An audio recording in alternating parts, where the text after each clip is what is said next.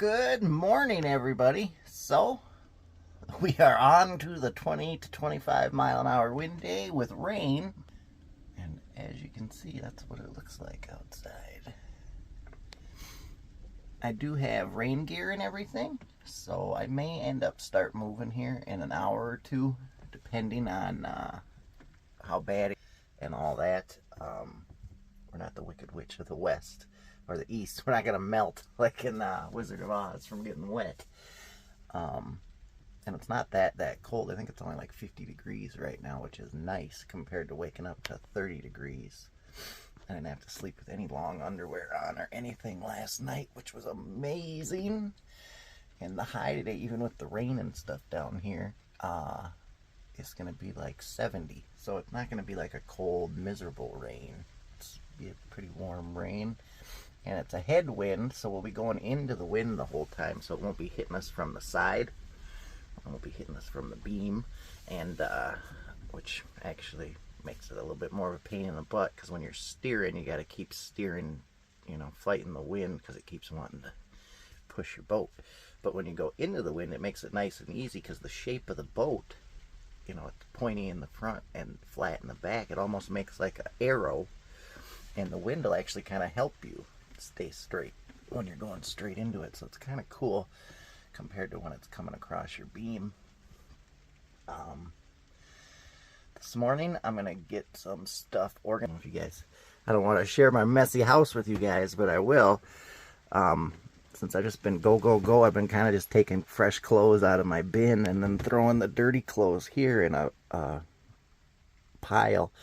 I'm gonna end up getting a plastic garbage bag, and I'll put all the dirty clothes in it today, and then I'll get that ready for if we find a laundromat here along the route. I know I've read online that a lot of the marinas also have laundry abilities, so we're gonna have to do that. After 2.5 weeks here, we're running out of clothes. I know when I first started, I was only gonna bring like 4 or 5 pair of socks. I'm like, I don't need a bunch of socks. My mom made me pack like 15 pair of socks, and I am glad I did, because because a few times I was wearing like 2 and 3 pair of socks at a time because it was so cold. And then doing the locks, you have to push off with your feet sometimes, because I don't have my boat hook. It's back in the anchor locker in the cockpit, but with the A-frame holding up the mast, it holds that access door closed, so I can't get in there. So some of my socks got like green algae on the bottom of them and turned all hard.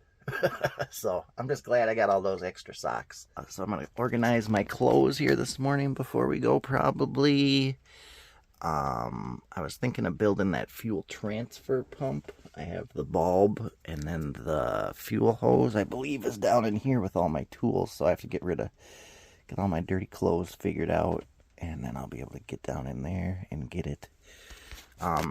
If not, I'll build it in the next couple days. We have a full tank of gas, and I have one 5-gallon jug, so we should be good to go. I shouldn't have to stop anywhere today if I don't want to. I should be able to just be out in the elements and make it a little bit further south.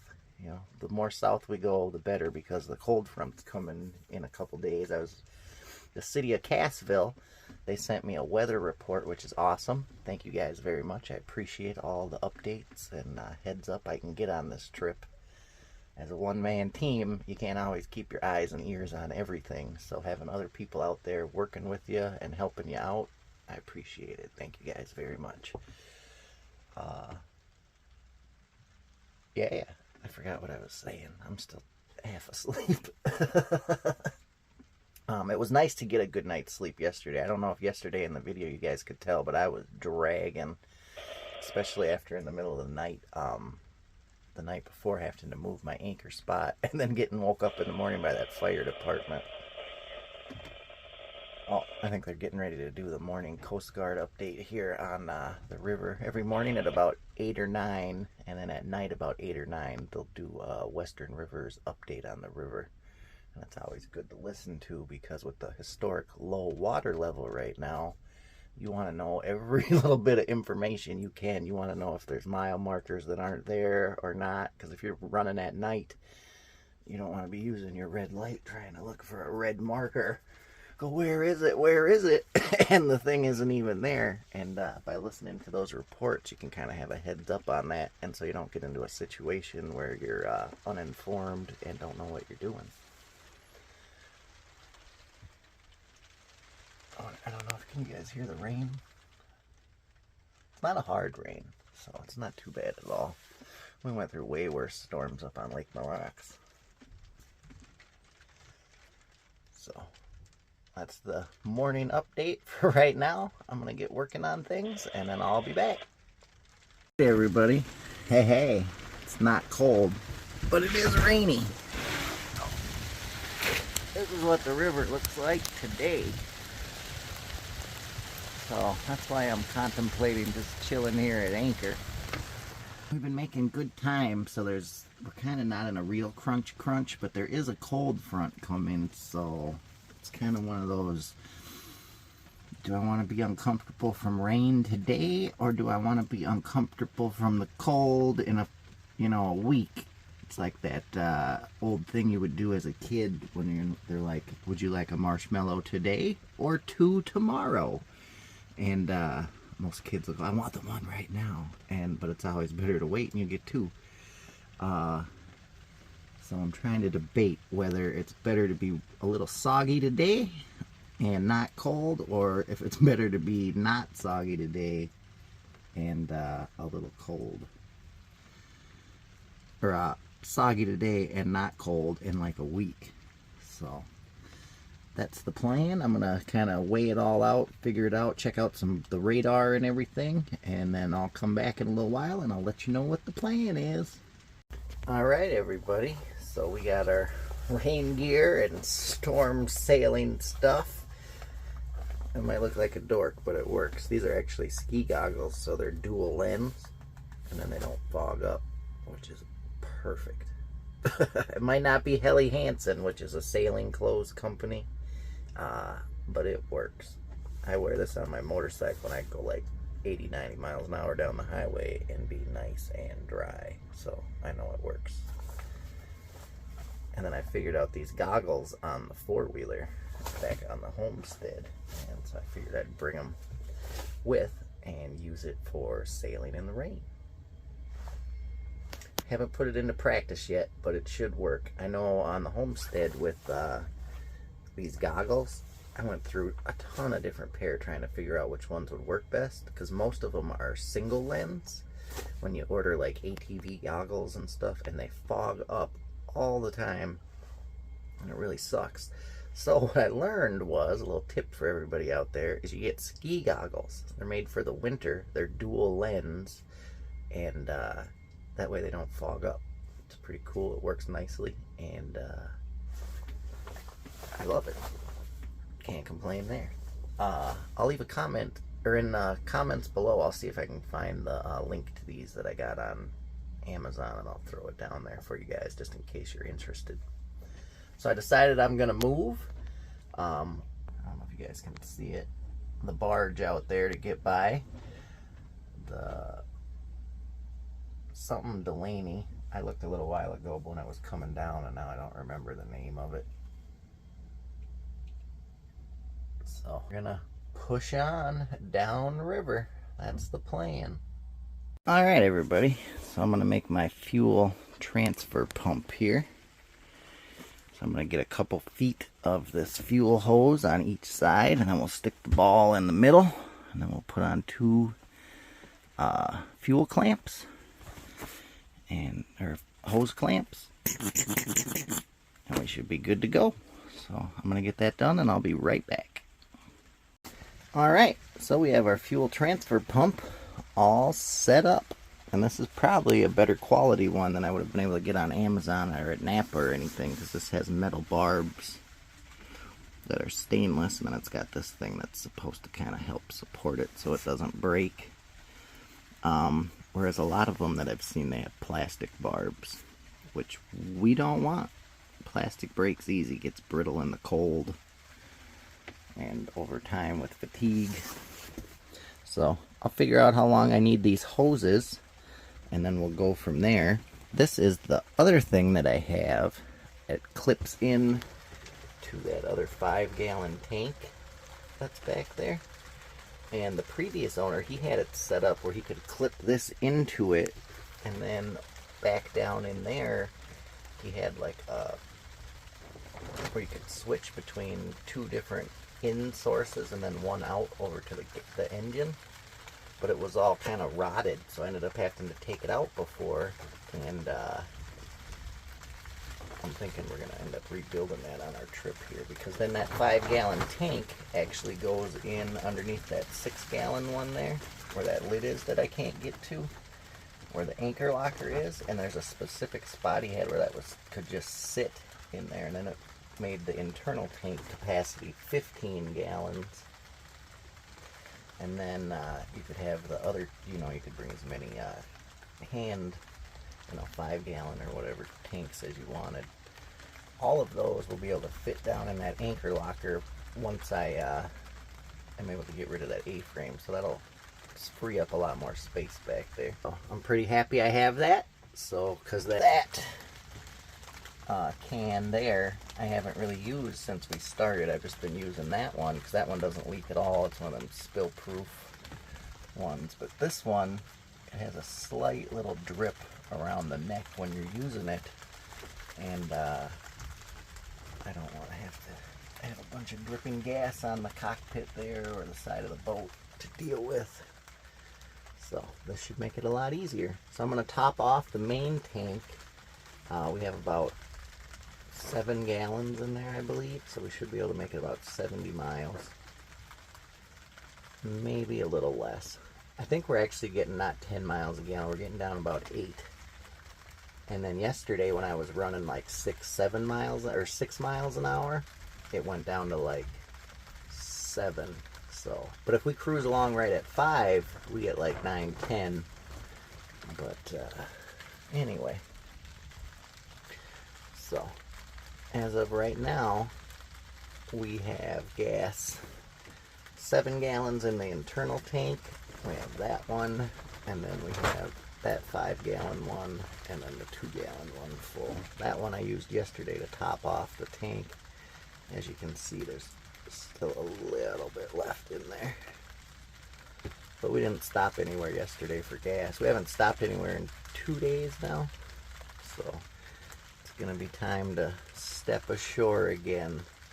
After the fire department and then going to shore, well, that made me have to move a lot, and then I was tired yesterday. And then the day before, when we went into Cassville, I believe it, or no, Clinton, Iowa there, and the water was only 2.5 feet, and when you call ahead and they say, yeah, you got 6. It was a little hair-raising, especially because then that shows me that a lot of these marina attendants aren't actually sure how deep their channels are. So when you call ahead, it doesn't always necessarily that they know what's going on because of the way the river's changing. With this rain, though, that'll be good. That should help. It's going to be raining kind of up north and here, and that should all feed into the Mississippi and then kind of start to come down, hopefully, because the whole system needs water, most definitely. So yeah, I got that built. I ended up coming back in here because, of course, it never fails. Once you get all suited up, you gotta go pee. And with all the rain gear and everything on, you can't just, as a guy, there's not just like a flap. You gotta come in and take everything off. So, but I'm glad we were able to, at Anchor, get a few things done. I got my clothes situated. I got my garbage bag down here. The transfer pump done. So those are kind of the things that I could do inside here when it was raining anyway. And I got them done. I can't really go out and lash those boards up there in the rain. Well, I could in the rain, but it's not as enjoyable. So we're going to get suited back up and haul up the anchor. Weigh anchor. Sorry, you got to get the technical term. Weigh anchor is when you pull it up. Drop anchor is when you drop anchor. That's pretty self-explanatory. So we're going to go weigh anchor and then start moving down the river. Alright, everybody. Down in the cockpit, or cabin salon. I just transferred the fuel from that 6-gallon tank over to the main tank. We had to do about 3 gallons, and I'm gonna have to say, pumping with a hand fuel transfer pump, not so fun. But in an emergency, it would work. My camera lens is dirty there. Sorry. It would work in an emergency. I'm gonna definitely think about maybe getting a 12-volt one that I could just hook up to the battery, and that would go. That would be amazing. Or get another gas can or fix the seal on it. I think there's just a rubber ring in there, and I'm not sure if that's what's messed up or if it's actually like the screw-on part, and it's like a 5 or 6 year old gas can, and so it might leak a little teeny bit from just the plastic wearing away.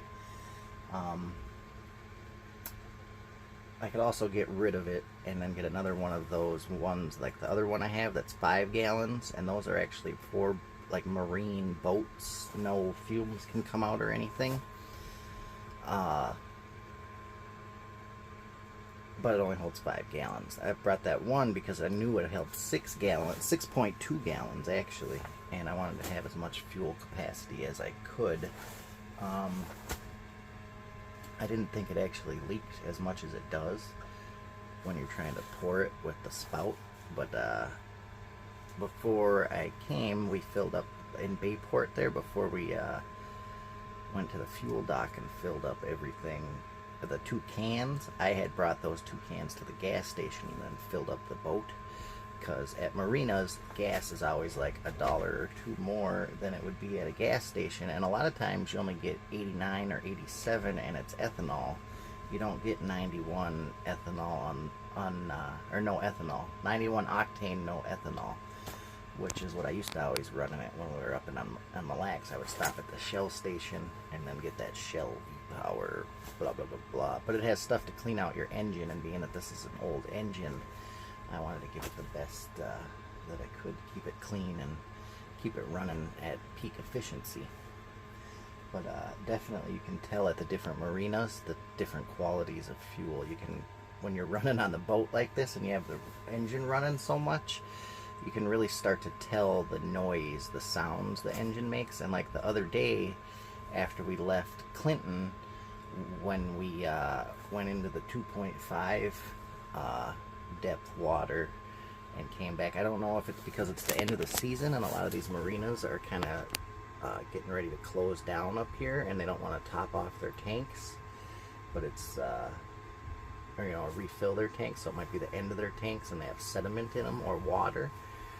But you could definitely tell the other day, every once in a while when you were going, the engine, instead of just going boo boo boo boo boo boo boo boo, it would get like a higher, like boo boo boo boo boo boo boo boo.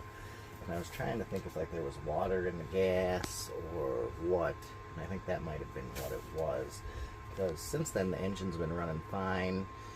I checked everything out. I thought maybe, I didn't know if my fuel filter was full, like with water or something, and then I couldn't pull it out.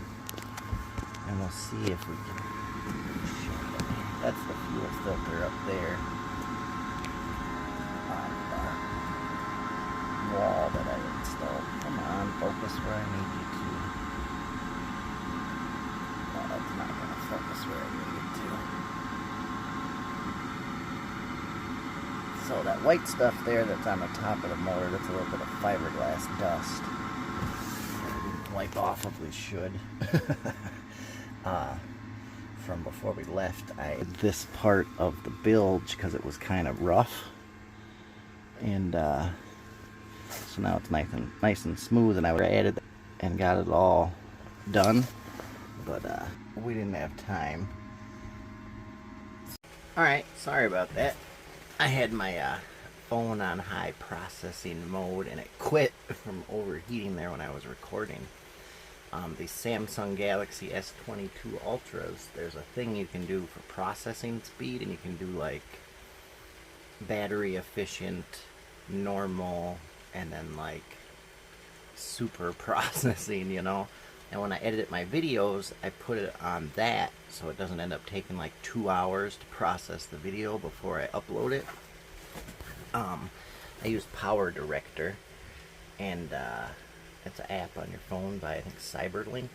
And so you have to put all the clips that I collect during the day, and then I do those transition effects, and then you have to process it on the phone.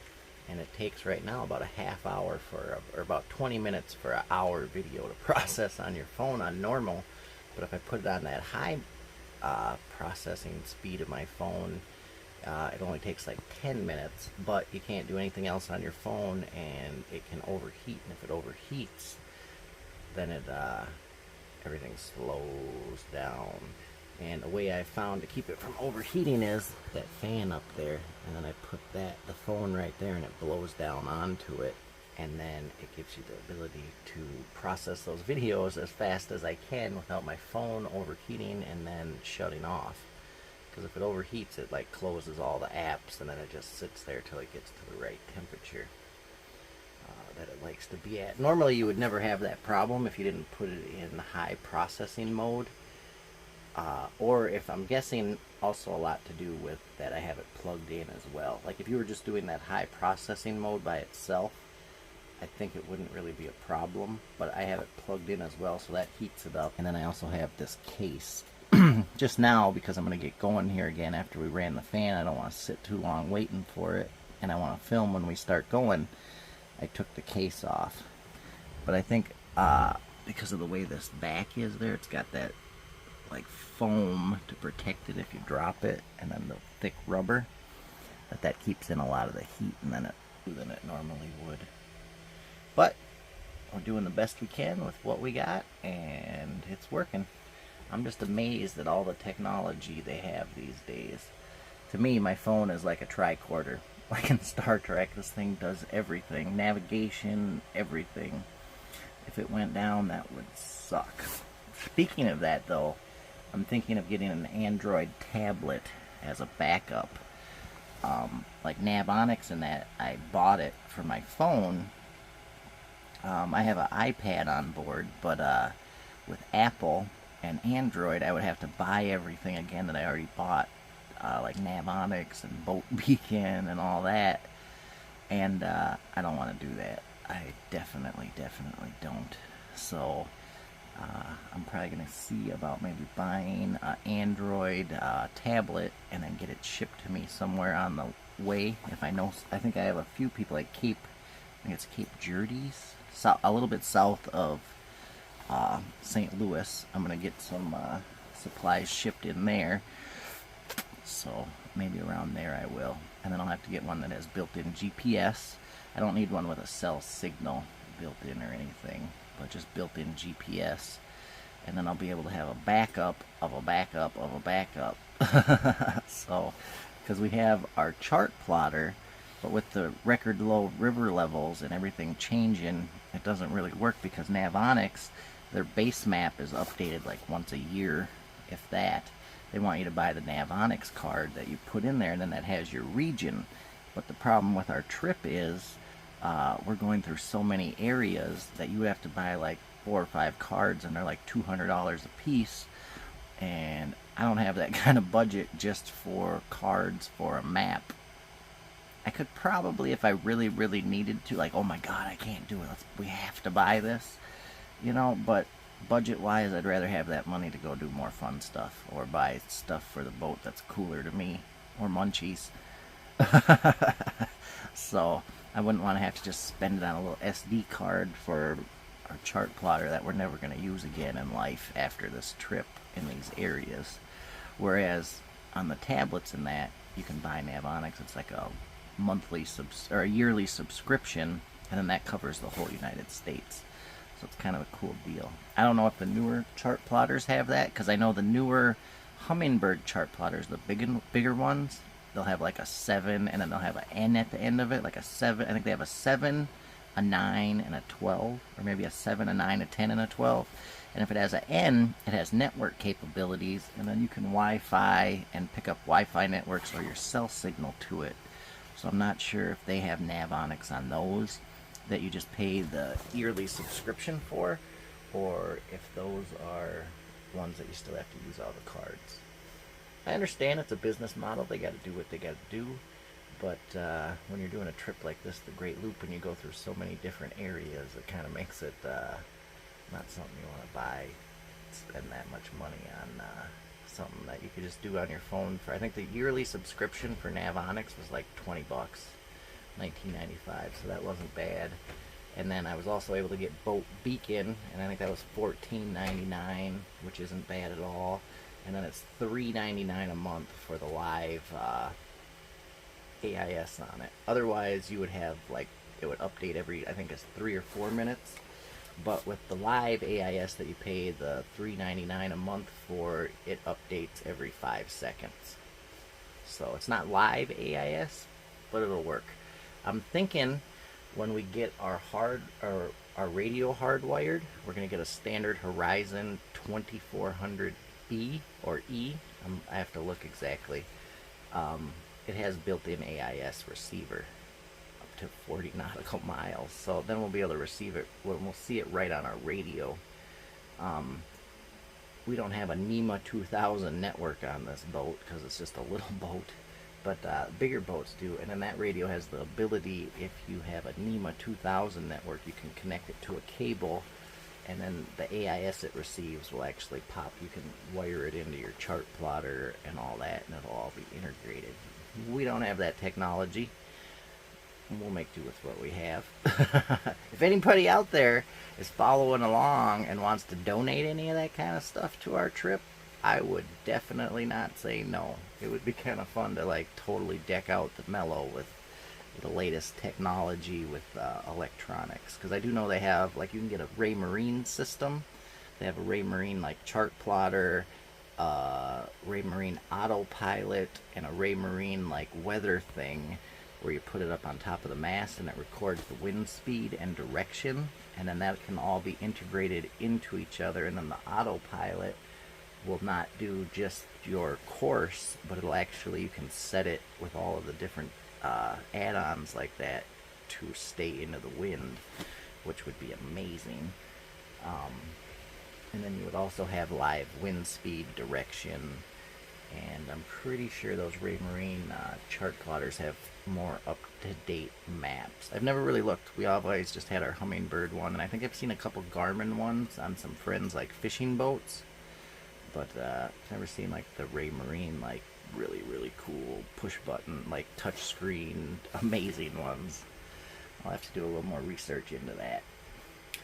So that's our little morning talk, I guess. It's time to get up and start heading down river. I think I've been procrastinating it because I don't want to be wet, but it's really not that bad. And it's not that windy. It's windy, but it's not real big waves or anything. On Lake Mille Lacs, when we would anchor out in like those 20-30 mile-an-hour winds, we'd have like 4 or 5 foot waves. Here there are like no waves at all on the river. You just got to deal with the wind, and then we'll throw that keel down, and that'll keep us nice and stable. So now that my phone has cooled off, I think that was a big part of waiting here too. When it did, I was giving that talk there about the motor and then the bilge, and then my phone died and I had to wait like 10 minutes because I want to be able to film when we take off here. So time to weigh anchor, and here we go. All right, everybody, we set off. So pull this a little tighter. There we go. We're good to go. If I sit back here with the bimmy, the rain doesn't get me, but if I stand straight up behind the wheel, it does. Need some little windshield wipers on my goggles. Back in the day on the homestead, when I used to work on stuff, I kind of tended to have stuff break all the time. We used to always laugh, like, I need to start a ratings program if stuff is Thomas Tough or not. So, these goggles, Thomas Tough. 2 layers, 2 lenses so they don't fog up. And that works amazing, because otherwise you would have to be trying to unfog them all the time, and that would suck.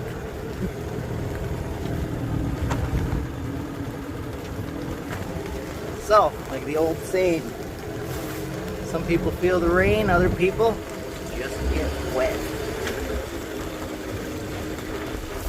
we're gonna push on down the river. It's about 12 miles to the next lock and dam. So that'll be our goal, and then a little bit after that will be Muscatine. I threw the keel down, so with the wind it makes it nice and stable, especially without having a mast. And we shall prevail.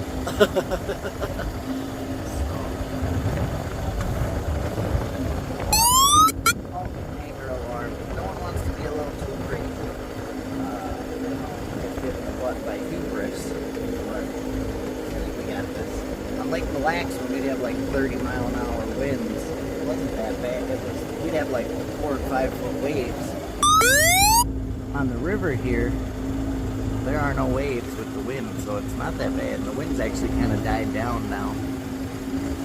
So,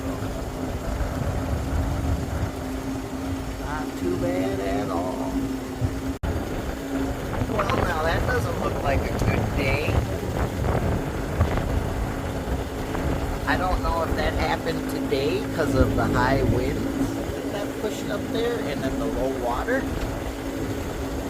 Or it looks like the mast's down and it's pretty tore up. That one could have been there for a while.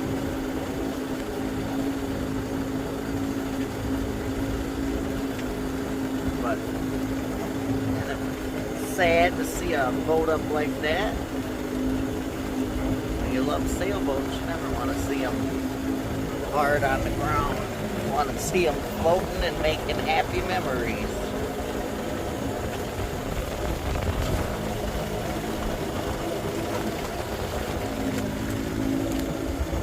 I guess that's part of the river's so low like that. It comes down and it looks like the mast is already off of it, so I don't think I think that's been there like that for a while. Though. And I think I'm figuring it out too. The camera, you can hold it in the same spot and try to move it and you'll think you'll know where the camera's facing, but what happens when you zoom in is this thing has an automatic stabilization and it will try to keep the picture centered at what you were looking at. And what happens is you think you're moving the camera to look at it, and it doesn't. And then it'll all of a sudden skip over or something. So that's why sometimes I think I'm pointing the camera right at something filming, and I'm not. Here we go. Here's some good wind.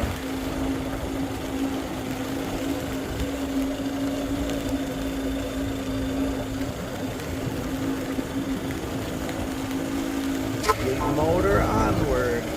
That was a pretty good little anchorage we were at. I'm hoping in the middle of the day I'm not thinking, boy, I should have stayed at anchor. I'm hoping what I'm thinking is, boy, I'm glad I kept going down river in a couple weeks or a week or two and going, it's warm, yay. Alright, we're starting to get a little more rain here. I'd show you guys what it looks like out here. Keeping my eye on the AIS, make sure nothing's popping up. Keeping my eye on the horizon. We got our boat lights on. And things are good. Without the mast, throwing that keel down, it makes this thing as stable as a rock when you're out here. So, it's not bad at all with the wind and the rain.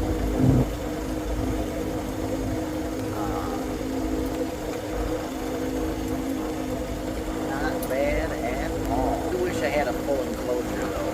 That would be kind of or a Dodger. But we make do. We make do. The whole point of this is being out in the wind and the rain and the sea, the water. So people want to say sea for the river, and I don't know if people are like, you're not in a sea. It's a river right now. But it's metaphorical of the water and what it means. Oh yeah. Windshield wiper action. I gotta do that that about every minute.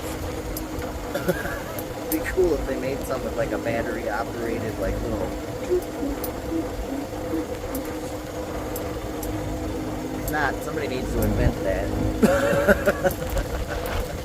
But as you can see, they don't fog up at all because these used to be in like in the winter and being in like 50-degree temperatures and rain doesn't affect it at all. My face can be nice and warm on the inside, and it does not cause them to fog up from cold and water and moisture in the air or anything, or glasses being colder than my face, which is warm and sweaty or anything.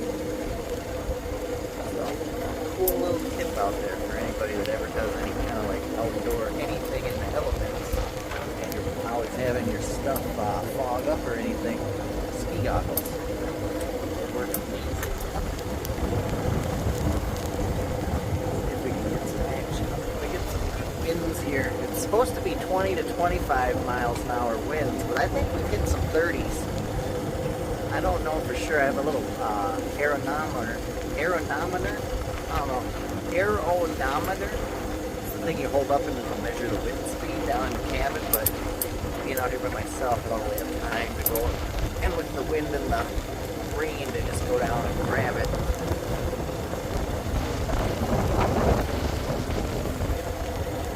So, as long as there's no thunder or lightning, we're good. If there was some lightning, I'd probably pull over and anchor and just kind of wait it out.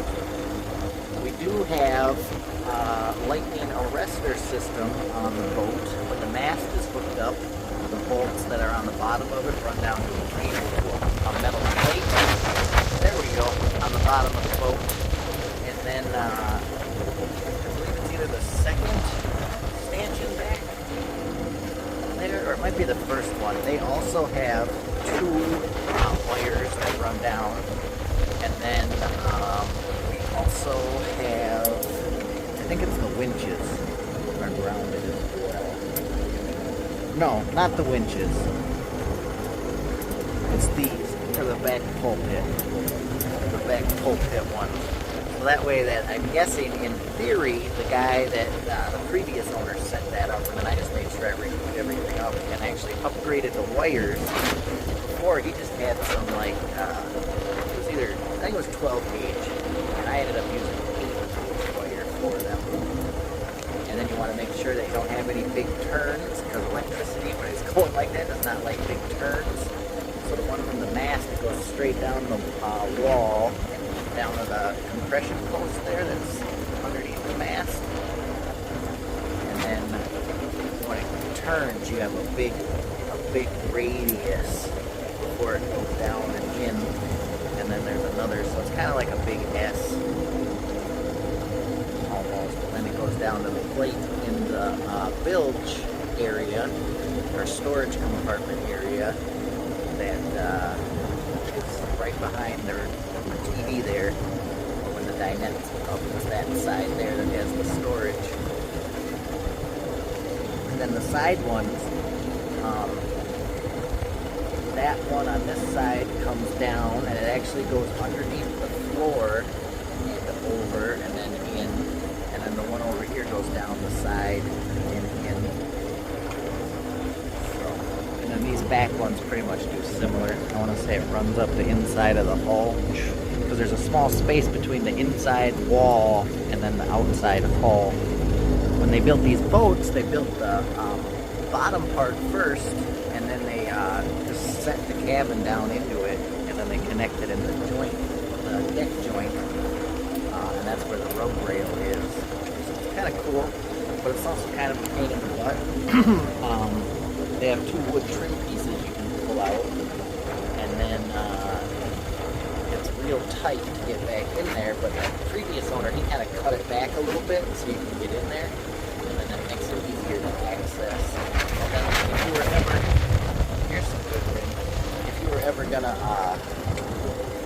reseal the Genoa track, car track, that's how you would get in there, which is a pain in the butt, because there's like 5,000 bolts and screws, bolts and nuts and bolts. And you got to get the nut off the end of the bolt in there, and there's like no room. So, yeah, that's one of the, like, we had difficulty ratings on projects on the C25, like 1 to 5, that would be a 7 for difficulty and tediousness to get into to replace. So we're headed down here to Lock and Dam number 16. I'm hoping going through the Lock and Dam will be easy. I was able to last night I was able to pull this up and get this open, and I was able to get the boat hook out of there. I just had a little teeny room, and then I was able to get that. So I was able to have a little room so that out. So when we're in the locks and dams, when we're trying to push away from the wall, or if one side of the boat gets too close, it makes it a lot easier. Alright, now we're really getting some heavy rain and fog. Wants to make it a really challenge. If it ends up like this for more than a little while, I'll probably pull over here behind one of these beacon channel markers, because I've got AIS on and everything, and I'm using it and looking, but there could be other pleasure boaters or anybody out here without AIS, and I don't want to end up having somebody hit me. I got my front lights on and I got my back light on. I've got an air horn that I can see would squeak it every once in a while. But I don't know if they would even hear that on like one of those big boats. I've noticed some, like the barges and the cruise ships pop up on AIS, but some of the dredges I've seen do not. That are parked like out in the middle of the river and stuff, or like right off the channel. You gotta be careful.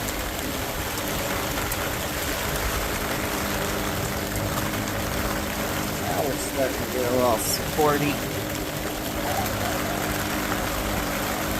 Plus, I don't know how this would go going through the lock and dam like this, so I might just get like 2 or 3 miles off of the lock and dam, and then there's a turn right before it, so we can get in close to shore, it looks like, and there's not so much wind. But it looks kind of maybe like the fog's starting to lift here.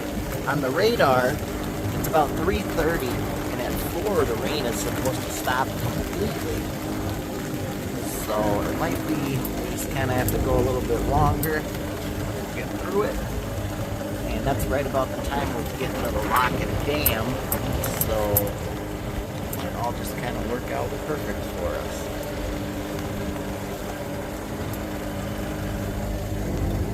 If it gets too foggy or anything, I will pull over. We don't want to be one of them people, like I was saying earlier, hubris. Hubris will get you. Think you're too good for your own good.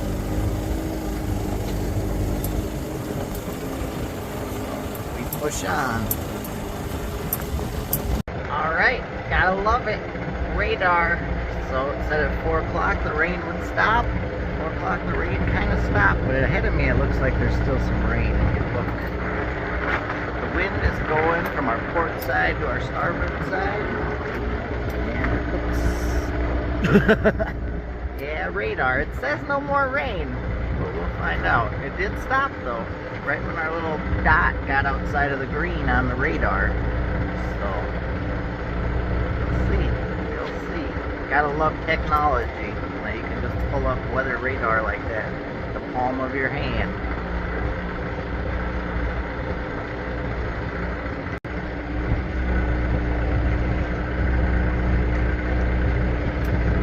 Here we are, coming up to Lock and Dam number 16. Should be interesting how the wind's gonna play out. Because even before, sorry, my mouth's dry. I got like a tickle in the back of my throat. Would always have high winds coming off those dams, and the wind's coming right kind of to our port side. So it should be interesting when we get up there. I'm hoping it won't really affect it because the way the dams have the sides. So once we get into the lock and the wind's coming from our port side, which is where the lock is, I think like we should be just fine, hopefully. Sorry if my camera lens is a little foggy now after the rain earlier. I'll have to clean it off when I get back down in the cabin. So the plan is here, there should be a transient dock in Muscatine, Iowa. But there isn't a fuel dock, so we're gonna pull up to the transient dock, hopefully, and anchor, or tie up. And then the plan would be kind of maybe either to walk into town or get an Uber and go fill up the gas cans. Or I was also thinking, I have the unlimited Boat US membership, and somebody had told me that they will deliver fuel to you, and all you have to do is pay the price of fuel if you have the unlimited membership. So that's also a possibility, because they shut down the fuel dock here in Muscatine because people were abusing it or something, they were saying.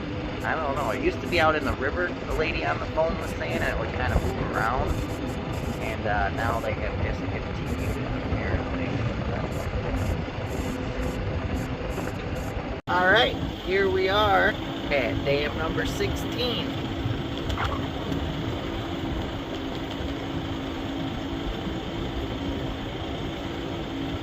We got the green light, so we can head on in.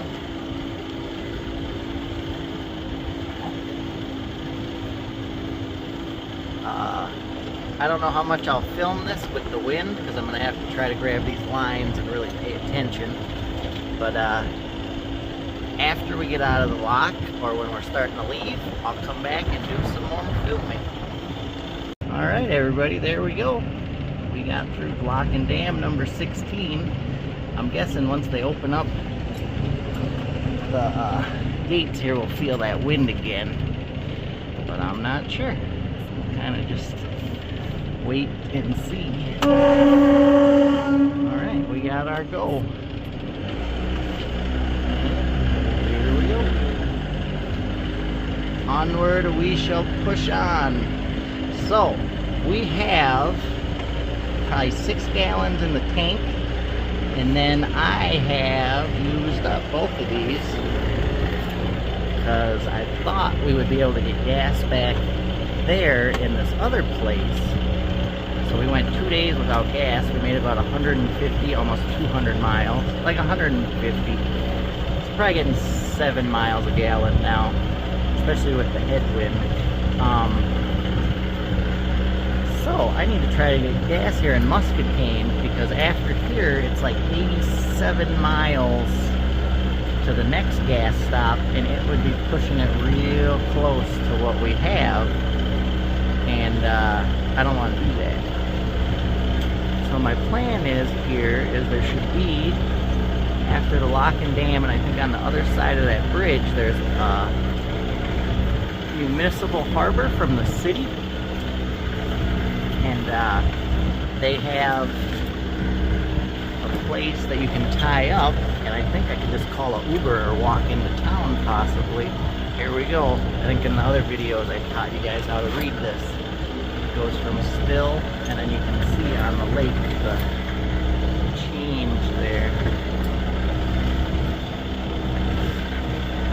So I should be able to just either walk into town or take an Uber up to the gas station, and then we can fill up. That actually might save us some money because of the price of these things, of gas at marinas.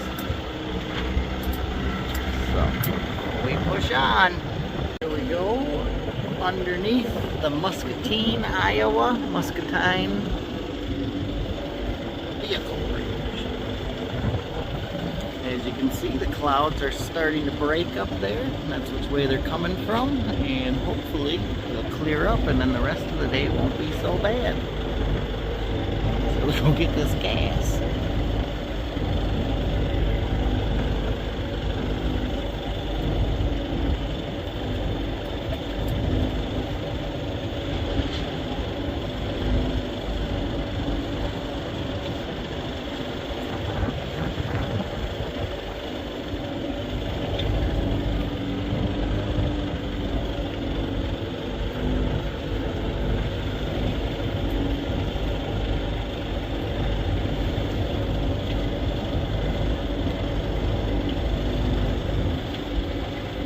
municipal boat harbor, and I should be able to just pull right in there and dock at any one of these transient docks.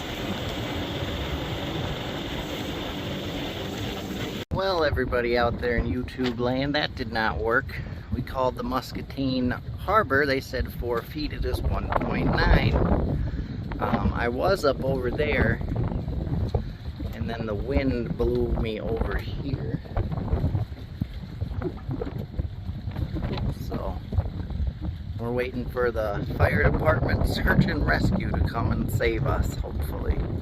We'll see how this goes.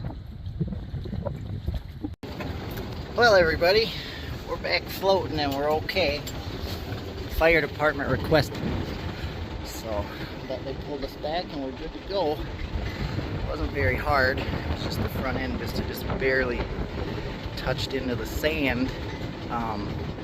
Before they got there, I was using the anchor and throwing it behind us in the mud and trying to pull us out. And right before they got here, I was just starting to make progress, and then they got here and pulled me a little bit farther. But I think I would have got it myself if they hadn't showed up. So it was kind of good that I knew how to do that. You just throw the anchor way out to the one side or behind you and pull. So we didn't hit very hard or anything. We weren't sitting there for very long, so I don't think the keel got messed up or anything. So that's good. That was pretty stressful and scary. You got to be careful. I guess the lady at the office, when I called and I said, "Are you sure it's this deep with the water levels?" And she said, "Yeah, 4 feet."